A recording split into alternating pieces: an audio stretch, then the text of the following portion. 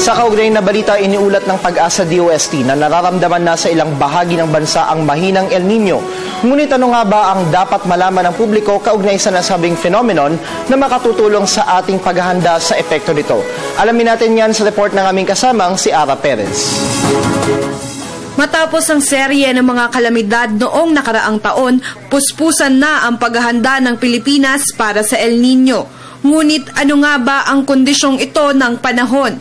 Ang El Nino ay nangangahulugang little boy o Christ child sa Espanyol, na unang sinambit ng mga mangingisda sa baybayin ng South America noong 1600s. Ito ay ang abnormal na pag-init ng sea surface temperatures sa Central at East Central Equatorial Pacific.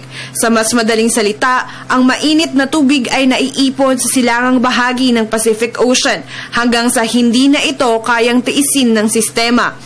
Ang El Nino ay nangyayari sa bawat 3 hanggang 7 taon. Ngunit ayon sa Pag-asa DOST, walang dalawang El Nino phenomena ang magkatulad.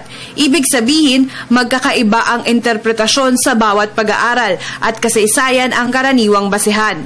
Taong 2009 at 2010 nagkaroon ng El Nino phenomenon sa Pilipinas.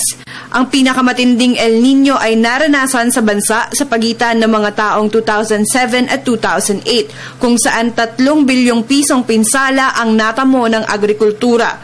Bagaman mild onset lamang ang inaasahan ngayong taon, mahalaga pa rin ang kahandaan. Kaya't inusig ng pamahalaan ang publiko na magtipid ng tubig at kuryente upang malabanan natin ang naturang dry spell. Para sa Telebisyon ng Bayan, Ara Perez.